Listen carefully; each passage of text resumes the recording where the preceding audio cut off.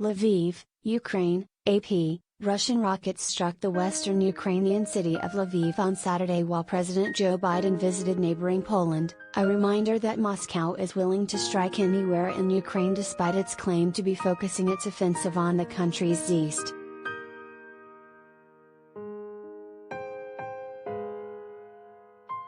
The back-to-back airstrikes shook the city that has become a haven for an estimated 200,000 people who have had to flee their hometowns. Lviv had been largely spared since the invasion began, although missiles struck an aircraft repair facility near the main airport a week ago.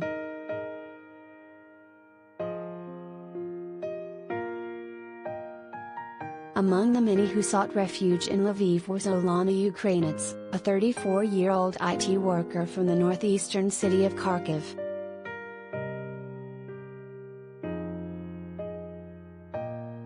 When I came to Lviv, I was sure that all these alarms wouldn't have any results, Ukrainets told the Associated Press from a bomb shelter after the blasts. Sometimes when I heard them at night, I just stayed in bed. Today, I changed my mind and I should hide every time. None of the Ukrainian cities are safe now.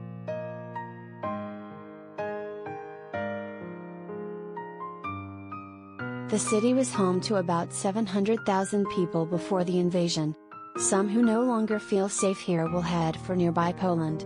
Biden met there Saturday with refugees in a show of solidarity, though he was in the capital, Warsaw, and far from the Ukrainian border, which is about 45 miles, 72 kilometers, west of Lviv.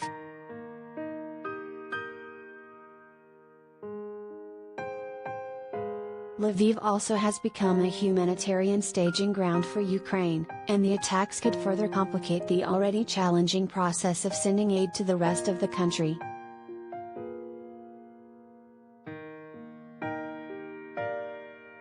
The first strike involved two Russian rockets that hit an industrial area in the northeastern outskirts of Lviv and apparently injured 5 people, the regional governor, Maxim Kozitsky, said on Facebook. A thick, black plume of smoke billowed from the site for hours.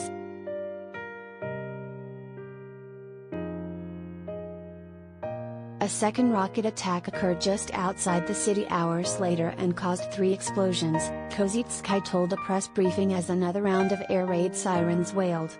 He said an oil facility and factory connected to the military, both in areas where people live, were struck Saturday, though he didn't give more details.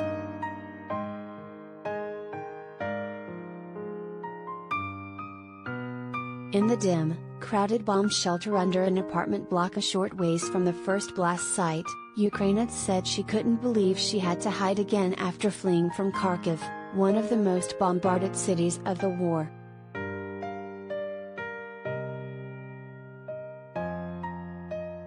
We were on one side of the street and saw it on the other side, she said. We saw fire. I said to my friend, "What's this?" Then we heard the sound of an explosion and glass breaking. We tried to hide between buildings. I don't know what the target was.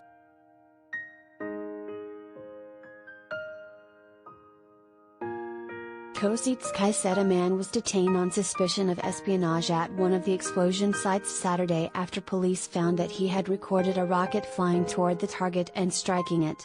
Police also found on his telephone photos of checkpoints in the region, which Kozitsky said had been sent to 2 Russian telephone numbers.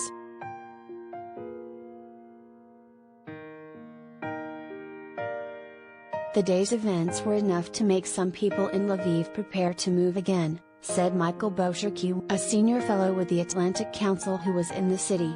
I saw some Kyiv cars being packed up, he said. It was a significant turn in a week where the city had begun roaring back to life after weeks of war, he said.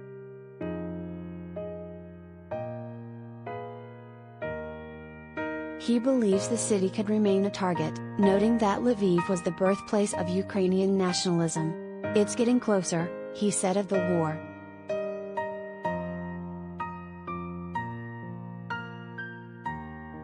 Some witnesses were in shock.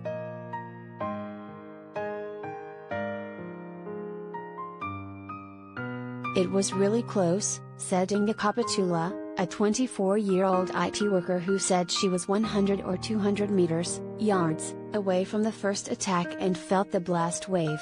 When it happens, your body's in stress and you're super calm and organized.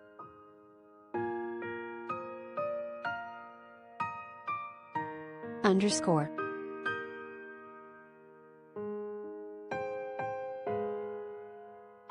Follow all AP stories on Russia's war on Ukraine at https://appnews.com/hub/Russia-Ukraine.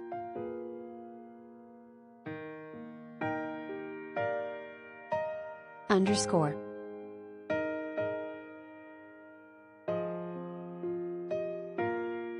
This story has been updated to correct the spelling of the name of Maxim Kozytsky, Lviv's regional governor.